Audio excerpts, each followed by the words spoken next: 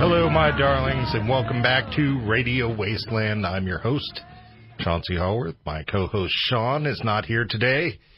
Let's see. He was raptured, but I'm sure he'll be back next week when God figures out he made a horrible mistake. Actually, I think he's at a wedding. I'm guessing it's a last-minute wedding.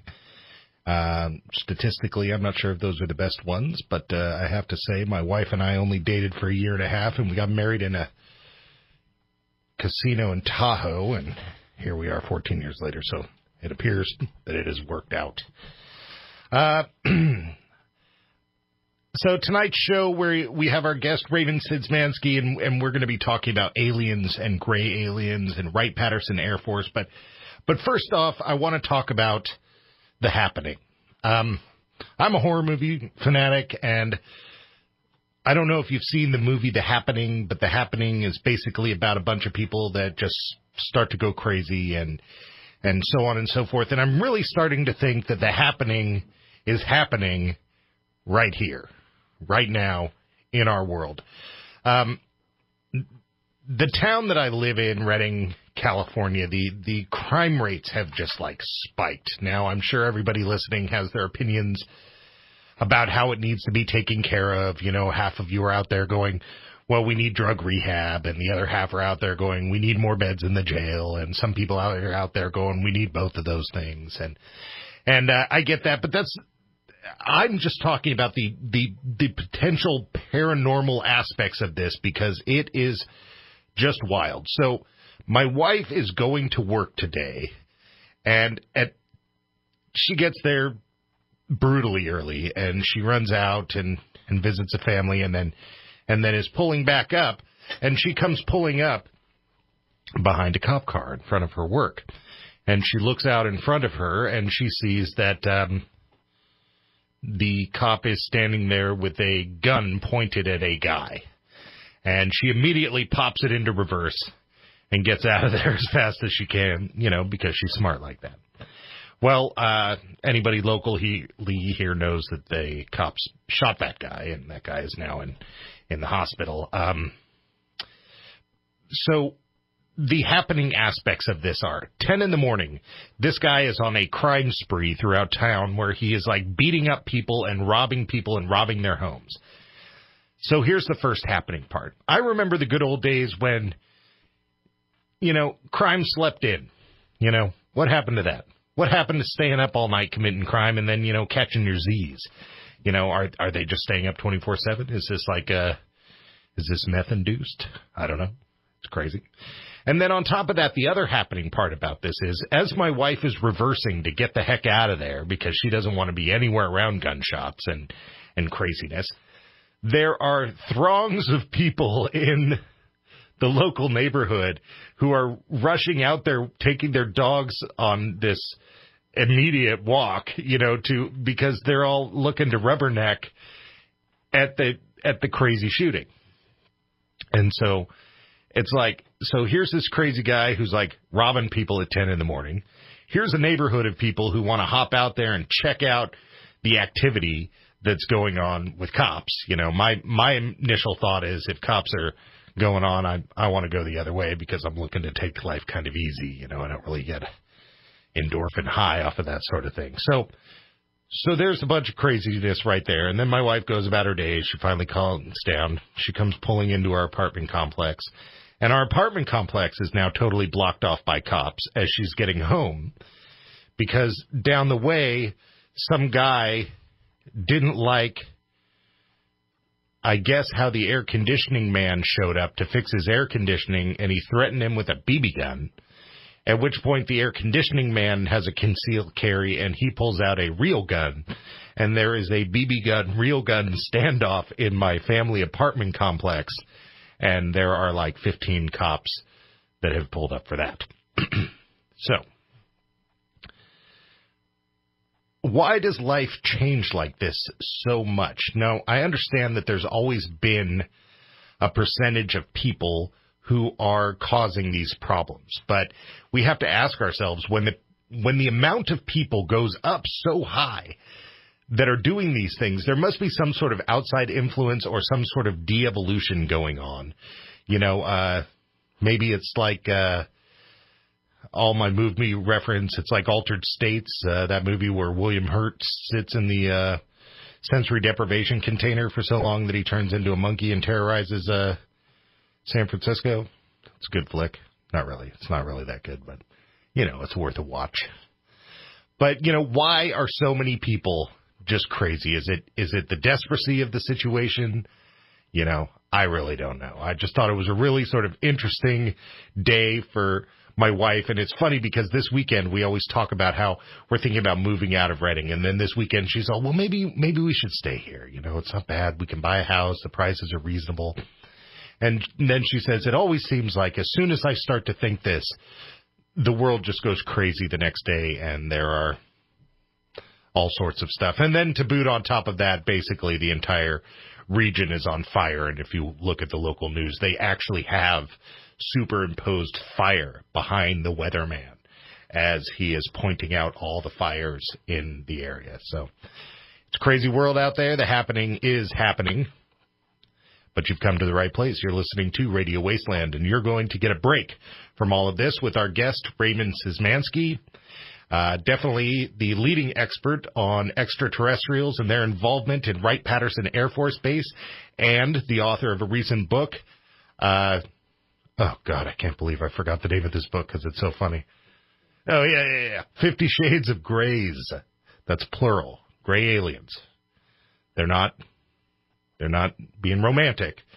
They're up to something. So you're listening to Radio Wasteland. Come on back for our guest, Raymond Szymanski.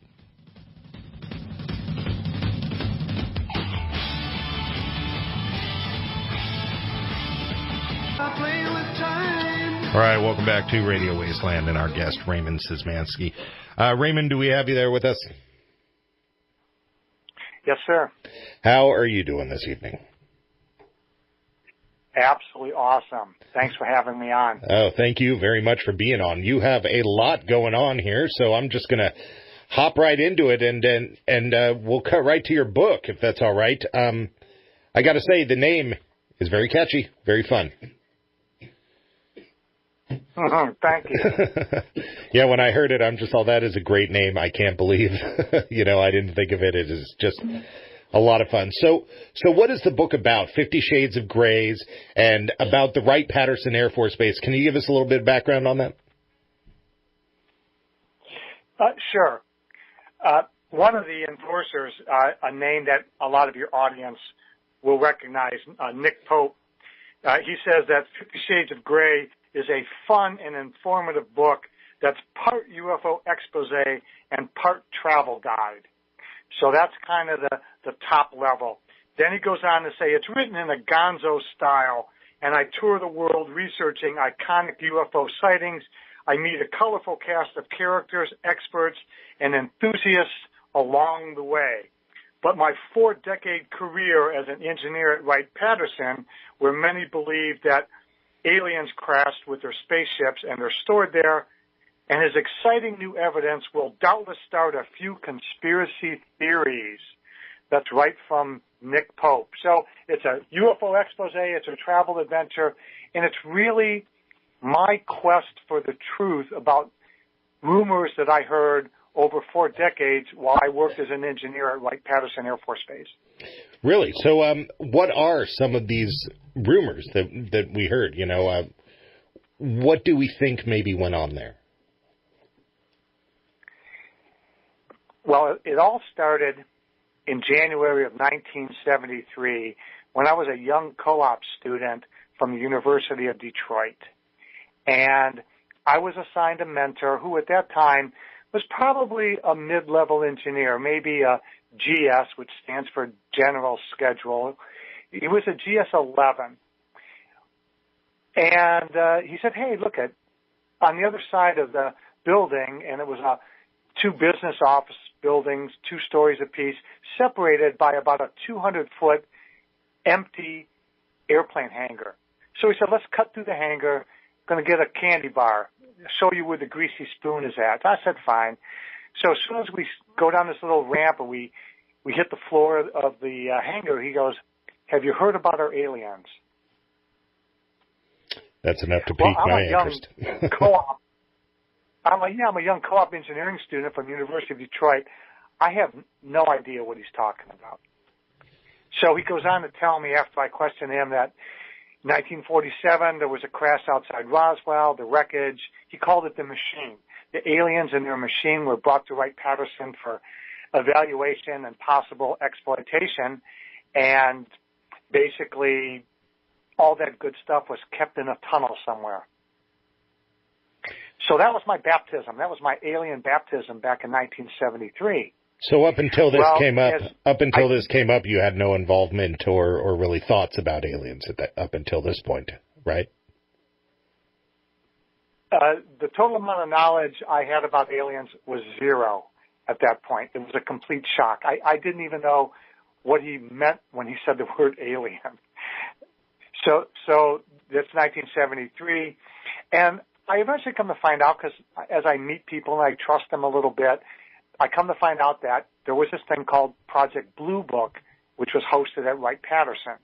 And I'm sure your listeners are aware with Blue Book. If not, it basically was about a 22-year, supposedly an investigative effort conducted by the Air Force. They received over 12,000 UFO reports, and they went out to try to figure out what was going on. And the entire base population, I soon found out, was very well aware of Project Blue Book and the fact that it was hosted at Wright Patterson Air Force Base and what it was all about. So aliens and UFOs and Project Blue Book was pretty much not a secret at Wright Patterson.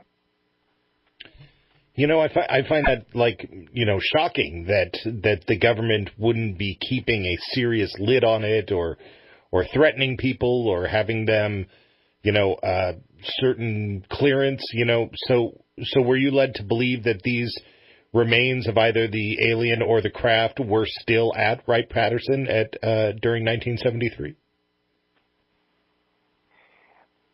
Most definitely. I talked to I was there for, I think, a 3-month period starting in January of 73. And I talked to, again, as I said, different people that I learned to trust and, thought would give me the straight scoop. Or I'd come in kind of like real shy and, hey, I got a question for you. Everyone seemed to be aware of Blue Book, and it seemed to be just accepted that part of Wright Patterson's heritage was the fact that the material and the aliens were brought to Wright Patterson for evaluation. Now, what's interesting is it wasn't until about 5 years later, about 1978, that Jesse Marcel and Stanton Friedman got put together through some friends of Marcel and Friedman doing some research. And in a taped interview, Jesse Marcel, he said, look, I went out to the Foster Ranch after Mac Brazel had brought the stuff in. I was directed by the base commander, Colonel Blanchard, to go out there with another intelligence officer, and we picked up this material. We examined it. We brought it back to the base, and I'm here to tell you, on this taped interview, that what we recovered was not of this planet, and secondarily, it did go to Wright Patterson Air Force Base. So whatever this stuff was went to Wright Patterson Air Force Base. Now, as far as the alien part is concerned, I quite honestly don't know when that part of the story got added to the Roswell story, because in all the interviews and all the research I've ever done on Jesse Marcel, and again, he was the intelligence officer that was sent by the Roswell base commander to go that, 80 miles north of Roswell and pick up the actual wreckage from the Foster Ranch. He never once mentioned alien bodies. I see. Was there any implication as to what the material was? Was it ever described to us in any sort of fashion? Well, the material has been described by many witnesses over the decades. The early descriptions were, we took, in fact, Jesse Marcel himself, Major Marcel, said that we could not cut it, we could not burn it, we could not dent it. We would crumble it up and it would return pretty much to the shape from whence it came. Now, if you think about the explanation of the Air Force in all of their 900-page explanations, they claim that it was a weather balloon.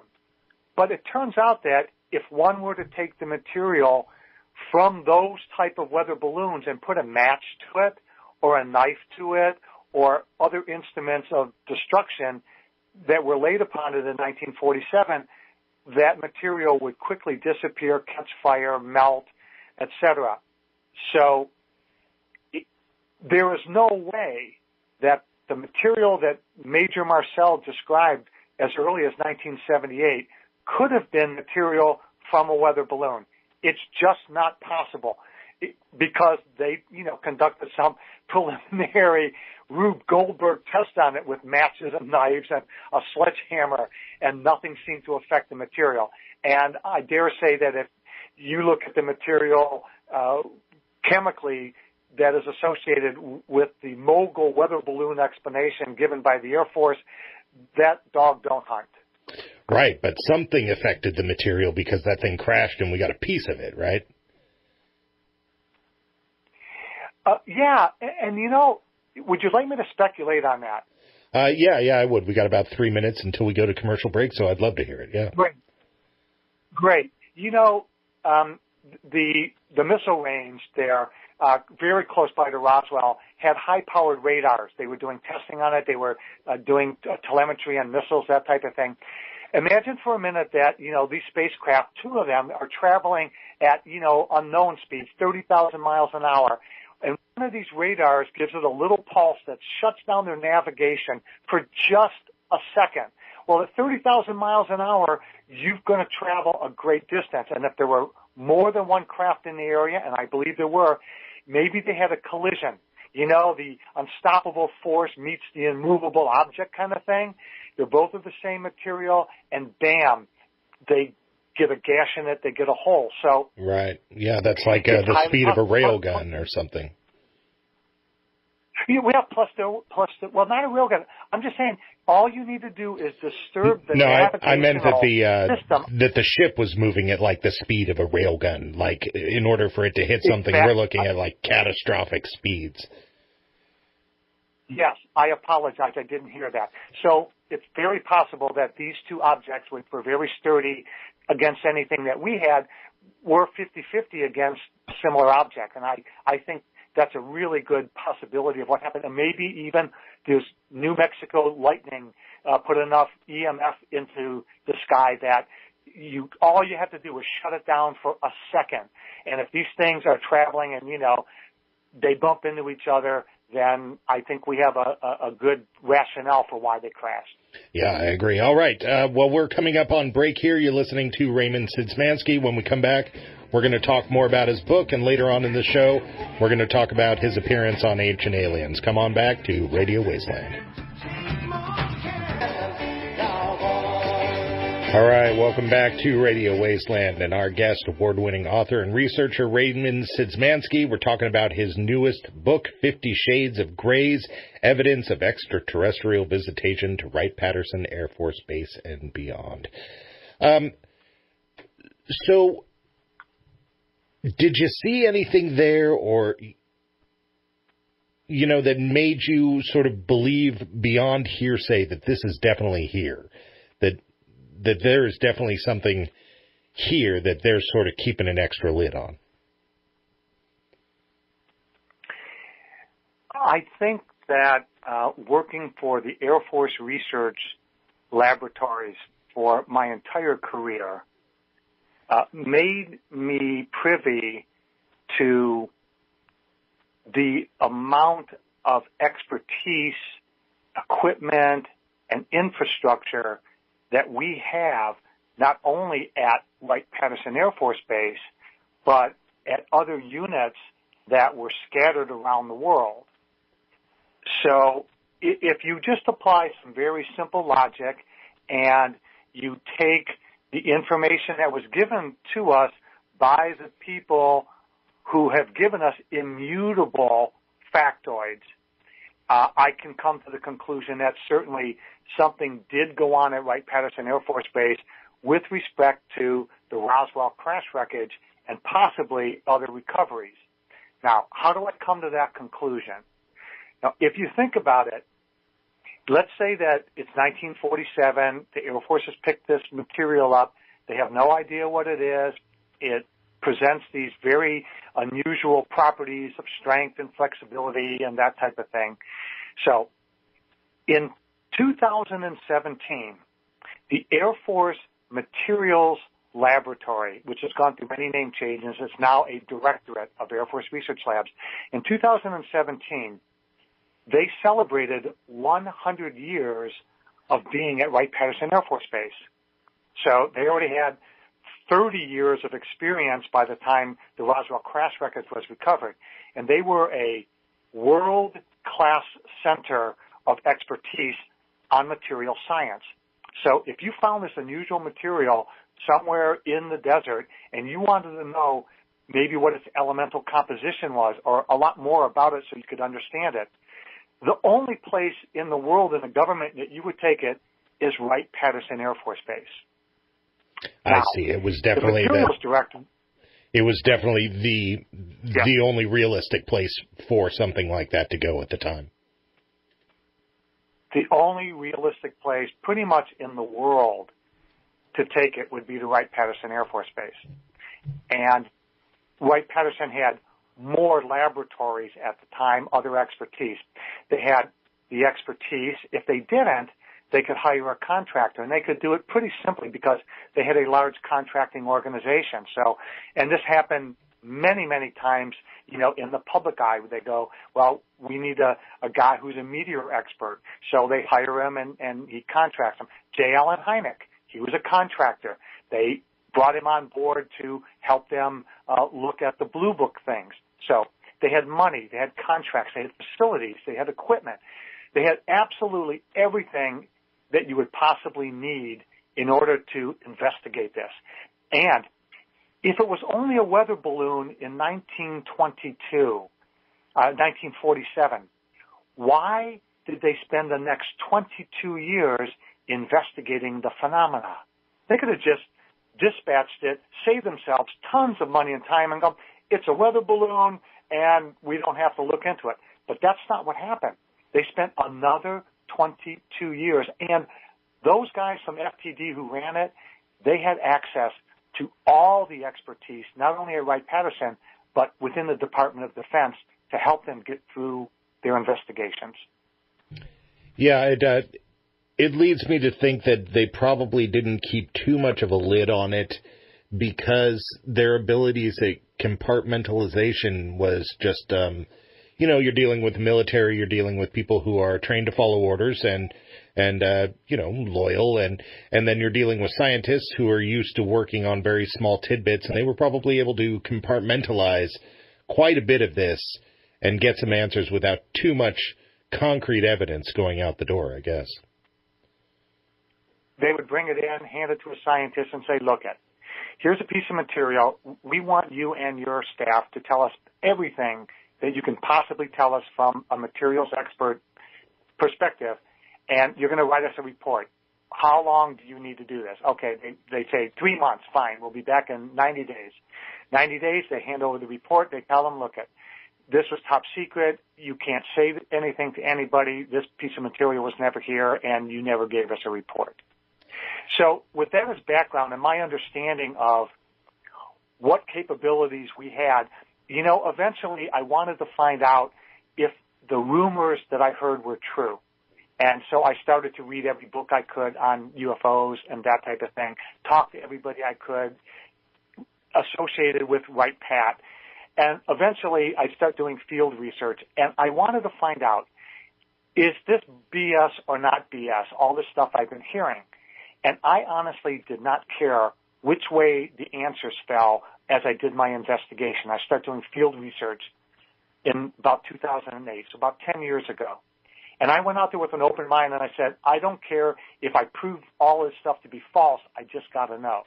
So I basically went on this worldwide quest to find new witnesses and new experts and poke my fingers into these stories of Exeter and Travis Walton and Rendlesham Forest and Wright Patterson, and I put everything that I think I knew that was interesting and entertaining and illuminating into the book 50 Shades of Grays.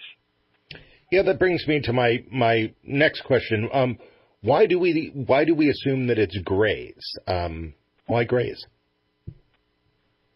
Well, the Greys are the most commonly reported extraterrestrial entity that supposedly have come in contact with humans. There's people that report insectoids and reptilians and Nordics and others, but the most common type appear to be this worker bee that have the small heads. They're 4 foot tall. They've got large almond-shaped slanted eyes. And so when I was coming up with the title for the book, I wanted to make it catchy, and yes, I admit it was a play on that famous,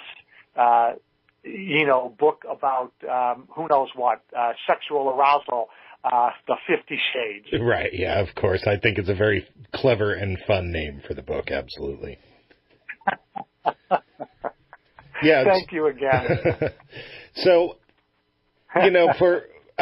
we're not too far off from the commercial break, and when we come back, I want to talk to you a little bit about Ancient Aliens before we're done with the interview. So maybe you can tell our audience now a little bit where they can find the book, where they can get a copy, and so on and so forth. Oh, that's great. The book is easily found on Amazon. You can get it paperback, or you can buy a electronic version, a Kindle version. Recently, the National Museum of the United States Air Force, huge deal for me, they started selling my book. So if you come to Dayton and you come to the best air and space museum in the world, you'll find my book there. And in a little special deal, I also have a bookstore. I just took them under my wing. I made friends with the owner, and you can go to Fenton, Michigan, and go to the Open Book. It is the only bookstore in the world that I allow to sell my book. And that's just something I decided to do. Otherwise, Amazon or the National Museum of the U.S. Air Force. All right. And, before we go to break, you were saying that you set out to sort of prove this right or prove it wrong. I assume that you came up with that, yes, you're convinced that there's something to this. And let's see if we have time to answer this. Why do you think they were even here? Why do you think?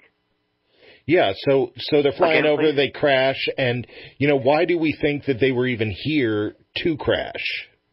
Do we have some... I realize it's speculative, but...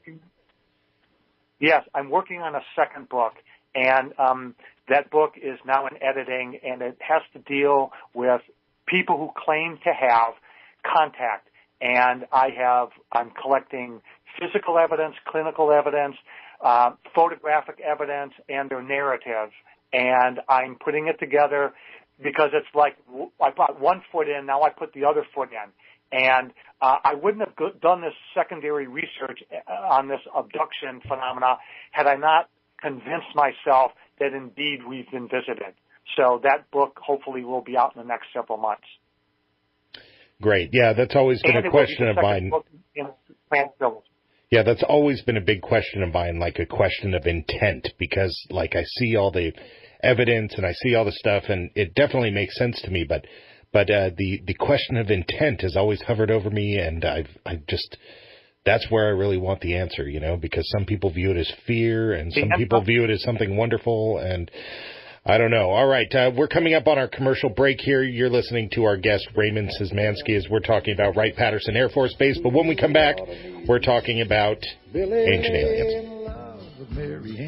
All right, welcome back to Radio Wasteland and our guest, Raymond Szymanski, author and researcher. We've been talking about his book, 50 Shades of Grays, and evidence of aliens at Wright Patterson Air Force Base. But now I'm hoping to talk to you a little bit about your appearance on Ancient Aliens.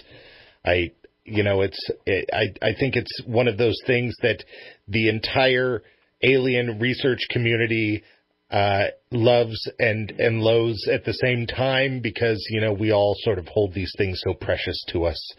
How was that? And then for one, the episode is on Area 52. I haven't seen this. What is Area 52? Maybe we should start with that. Everyone, I think, is aware of Area 51. Supposedly that's where they kept the aliens originally, and it's the secret base that's formerly clustered there with all the nuclear stuff and the nuclear testing, and it's about 90 miles north of Las Vegas.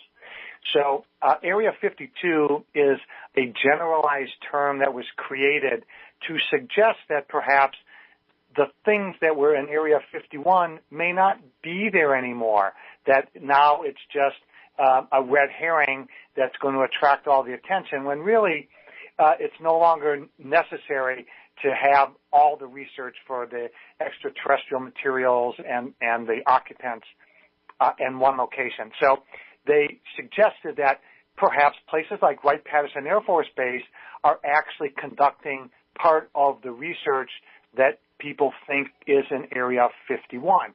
And I would have to agree with that type of a theory.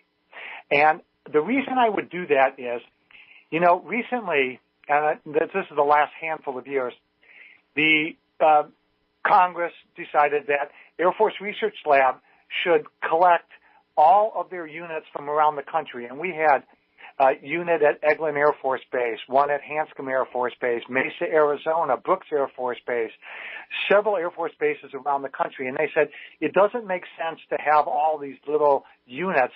We should put Air Force Research Labs in one location, and we're going to build new buildings, and we're going to put it at Wright Patterson Air Force Base. And that's exactly what they did. Several beautiful, well-appointed, well-equipped buildings. They moved as many bodies as they could from all the different units around the country, consolidated them there at Wright Patterson Air Force Base. Now, we still do have a few satellites, but they're skeleton crews compared to what we had before. So now you've taken all of your research scientists and engineers, and you've enhanced the probability that they're going to crosstalk, or we can pull this guy in and that guy in when we need an expert opinion, and we don't have to bring them in from around the country or from London or Japan anymore. We just walk up the street and go, hey, we need you to look at this. So do I think that Wright Patterson Air Force Base is equipped to do that kind of research? I definitely think they are, for all the reasons we mentioned before. Security clearances, money, contracting, expertise, yada, yada. So what they did for this episode is they floated that balloon, and they asked me the questions. The answer I just gave you, was it my opinion that Wright Patterson could possibly be participating in this type of research? Yeah, it makes sense that, because my initial thought was, okay, Area 52 is a network, the concept of it being a network, and that made sense. But in this sort of day where digital communication is so easily tapped and stuff like that, it seems like you would still want to have everybody in a central location so that you can control that information better.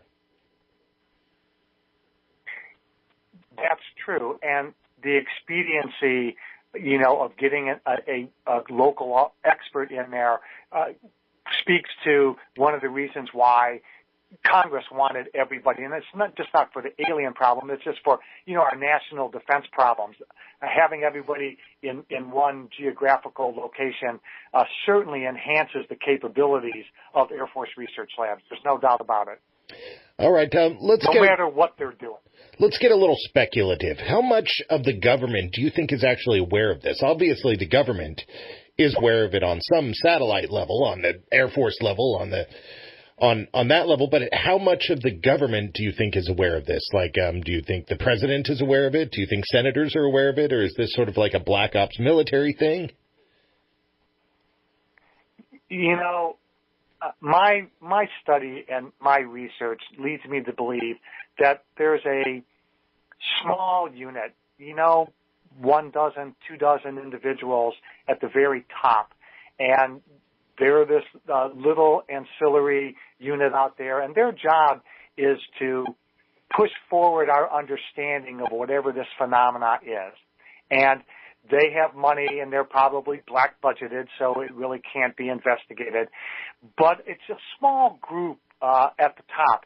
And what they do is they'll bring in a piece of material, like could have been done starting in 1947, and say, hey, we want you to tell us everything about this that you can.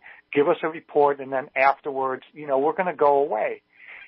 They could do that with anything. They could do that with metal. They could do that with a piece of flesh, for example, if we had an actual occupant of those ships. So what happens is because of the need to know, that is always the overriding consideration. If you don't have the authorized need to know, they don't have to tell you. They can simply direct you to do something and say, you don't have the need to know what this is, and you're sworn to secrecy. And that's what keeps the lid on it. So does the president know? I don't think so. I think maybe Harry Truman knew, but after that it was kept secret. Clinton wanted to know. He says they wouldn't tell me. Reagan wanted to know. They wouldn't tell him. He appealed to the United Nations about, in that speech, don't we already have an enemy that will unite us? Carter reported a UFO. He wanted to know. They wouldn't tell him. So don't have a need to know. Doesn't matter if you're the president or not. If you don't have the need to know, you probably won't find out. Okay, well, we don't have too much more time here, but this brings me back to my question of intent. And so is it the results of the Project Blue Book where they were basically saying, like, if people find out about this, they're going to go crazy? Do you think that's kind of the reason why people don't know, why it's not public knowledge? Or do you think it's like military, national security, or... Imagine if it's a problem you couldn't solve. Okay, tomorrow I say you've got to do brain surgery. Well, you're not qualified to do brain surgery. These things, whatever they are, exhibit a technology that we can't match and don't understand. So the best thing for them to do is deep six the problem so we as a population don't worry about it. Because, the government, they are supposed to take care of everything. Well, it's a problem that I don't think they fully understand, that they can handle. These objects penetrate our defenses and skies and whatever with impunity. So the best thing really, I think, in their thinking is let's just make this thing go away and we'll work the problem in the background in the secret and hope to God someday we come up with stuff that will help us understand what it is, and maybe if we go to war with these people, we can equalize what they have. All right. Well, Raymond, we're right here at the end of the show, and I just want to cover real quick. I guess you have a book signing coming up in October?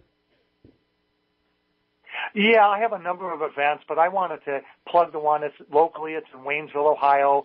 It's at their library, and I'm going to make a left turn because I'm going to deal with the paranormal and the military. And Wright Patterson actually has a long history of paranormal occurrences, not the least of which is possible visitation by aliens that were brought here through the years. So I'm going to cover that, and it's going to be a little bit different from my normal presentations.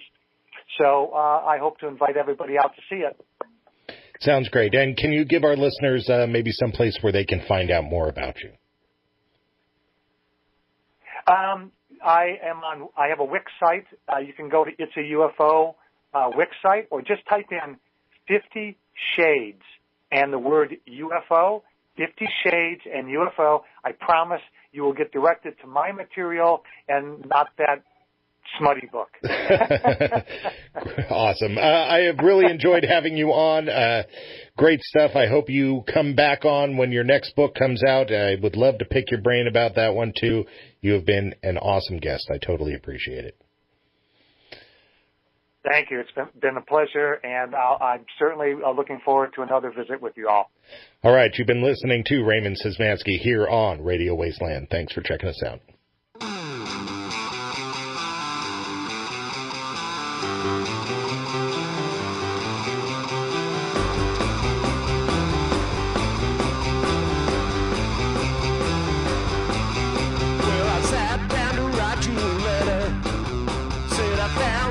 So much better. Got me walking on down beside you. Got me looking all